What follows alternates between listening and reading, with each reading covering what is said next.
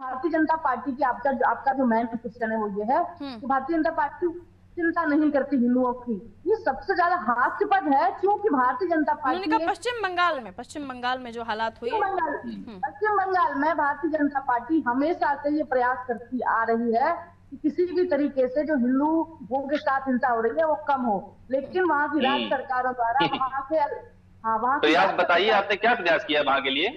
जगदीप धनखड़ साहब को क्यों हटाया? जगदीप धनखड़ साहब जब वहां के हिंदू के मुद्दे उठा रहे थे, जगह जगह जा रहे थे, लोगों से कह रहे थे कि देखिए यहाँ पे बहुत बुरी स्थिति हिंदुओं की है, जब वो राज्यपाल थे वहां पर, तो जगदीप धनखड़ साहब ने तमाम मीटिंग करी। उन्होंने कहा कि अगर मैं सच्चाई बता दूंगा तो देश में हिंदू मुस्लिम राइट्स हो जाएंगे। इसके बावजूद कोई भी एक्शन नहीं लिया गया पश्चिम बंगाल सरकार के ऊपर, बल्कि जगदीप धनखड़ साहब को वहां से हटा दिया गया राज्यपाल पद से, और जब उनको उपराष्ट्रपति बना दिया गया। प्रश्न लंबा हो जाएगा, बड़ा आपने वहां के हिंदुओं के लिए कुछ भी नहीं विनय जी, किया। आवाज मिल रही है तो प्लीज रिप्लाई कीजिएगा। हाँ, चुनावी सभा में आपने बुलाया है, संदेश काली चुनावी सभा में बुलाया है आपने।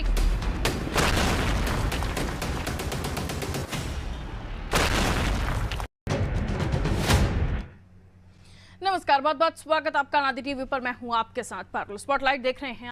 जिस प्रकार से उत्तर प्रदेश के मुख्यमंत्री आदरणीय योगी आदित्यनाथ जी कह रहे हैं कि बांग्लादेश में हिंदुओं को मारा जा रहा है, उनके घर जलाए जा रहे हैं, उनके घर तोड़े जा रहे हैं, उनके व्यापार को खत्म किया जा रहा है, तो ये तो सोचने का विषय है बहरहाल। लेकिन अभी तक ऐसी कोई पुष्टि आपके जो अन्यथा अदरवाइज पत्रकार हैं उन्होंने करी है।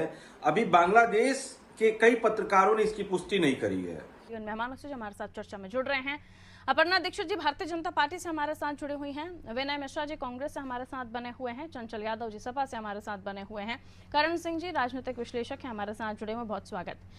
अपर्णा जी आपसे ठीक है चंचल जी म्यूट करना पड़ेगा आपको, तो मैम वाली करण जी कहिए। जी, पहले आरआरए टीवी के सभी दर्शकों को मेरा नमस्कार। और मैं बेहद जिम्मेदारी से बोलना चाहता हूं कि यदि आंख आ जाए, आई फ्लू हो जाए, तो उसकी दवा तो बाजार में उपलब्ध है, और आज आंख खोलने की दवा बांग्लादेश में मिल रही है।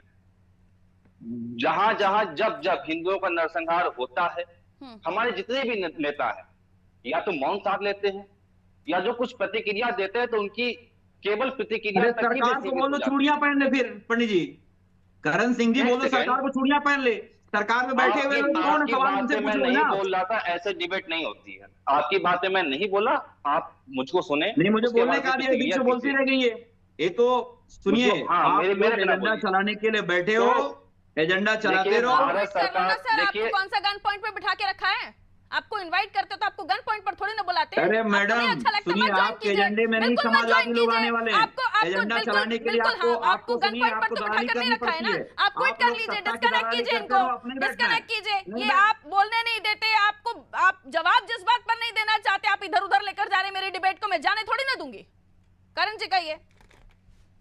बांग्लादेश में हो रहा है, आने वाले समय में ये भारत में भी हो सकता है। ये ट्रेलर है, ये चारों तरफ से भारत को घेरा जा रहा है। पहले नेपाल को एक सुनियोजित तरीके से जो हिंदू राष्ट्र था उसको एक कम्युनिस्ट कंट्री बना दिया गया। अब बांग्लादेश, पहले उसके बाद अफगानिस्तान में देखिए, अभी 3 साल पहले 2 साल पहले ही जो भारत के पक्ष में इसका रुख रहता था थोड़ा बहुत, वहां पे तालिबानी शासन लाया गया जो कट्टर इस्लामिक है, जो भारत का कट्टर विरोधी शासन वहां पे लागू हो चुका है। बांग्लादेश जो भारत के बहुत ही करीब था और भारत के हितों के साथ में काम कर रहा था और भारत का बहुत बड़ा इन्वेस्टमेंट वहां पर था, उस बांग्लादेश का भी अब जो नई सरकार बनेगी निश्चित तौर पे वो कट्टर इस्लामिक सरकार बनेगी और बांग्लादेश की ओर से भी भारत को घेर लिया जाएगा। जो भारत में जो पूरी हिमालय बेल्ट है, पूरी हिमालय बेल्ट, उसका लगभग इस्लामीकरण बहुत तेजी से हो रहा है। हर जगह कन्वर्जन और हर जगह बांग्लादेश में लगी है करण जी, उसकी जो चिंगारी है, जो आग की जो तपिश है, वो यहाँ देश में महसूस की जा रही है और सियासतदानों ने उस पर भी रोटियां सेकना शुरू कर दी हैं। हमारा कोई भी भाई अगर मारा जा रहा है, हिंदू, वहां के हिंदू हमारे ही हिंदू हैं, वो 47 में भारत ही था, विभाजन धर्म के आधार पर हुआ। आज मुसलमान जो पश्चिम बंगाल में भारत में रह रहा है पूरी तरह से सुरक्षित है, पर जो हिंदू अफगानिस्तान में थे समाप्त कर दिया गया। 50 हिंदू बचे केवल अफगानिस्तान के अंदर। पाकिस्तान में हिंदू जो 25% था, आज 1% भी नहीं बचा है। कहा जाता है कि 1% हिंदू को हमने इसलिए रख रखा है कि हमारे पखाने कौन साफ करेगा? ऐसे वहां के पाकिस्तानी मुस्लिम बोलते हैं।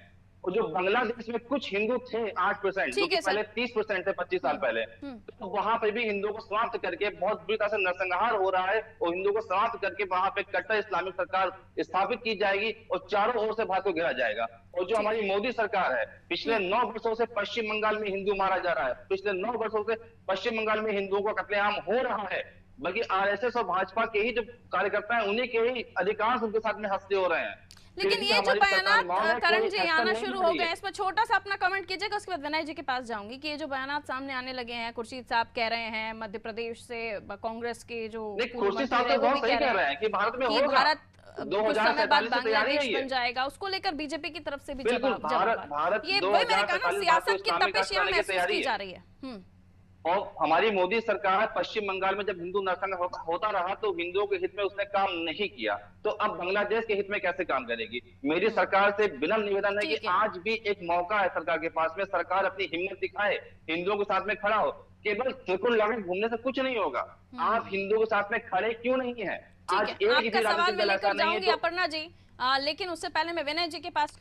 अपर्णा जी, अभी करण जी ने कहा कि बीजेपी को भी ये साबित करना चाहिए, क्योंकि पश्चिम बंगाल में जो कुछ हुआ उसके बाद बीजेपी वहां पर बहुत कुछ करिश्मा नहीं दिखा पाई हिंदुओं के लिए, लेकिन बांग्लादेश में जो कुछ हो रहा है उसके लिए आप एक कदम आगे बढ़ाकर दिखाएंगे तो शायद एक अच्छा संदेश हिंदुओं के बीच आपकी पार्टी को लेकर जाएगा। त्रिपुंड लगाने से कुछ नहीं होता, वो कह रहे हैं। रही बात भारतीय जनता पार्टी की, आपका जो मेन क्वेश्चन है वो ये है कि भारतीय जनता पार्टी चिंता नहीं करती हिंदुओं की, ये सबसे ज्यादा हास्यास्पद है, क्योंकि भारतीय जनता पार्टी पश्चिम बंगाल में जो हालात हुए, पश्चिम बंगाल में भारतीय जनता पार्टी हमेशा से ये प्रयास करती आ रही है कि किसी भी तरीके से जो हिंदुओं के साथ हिंसा हो रही है वो कम हो, लेकिन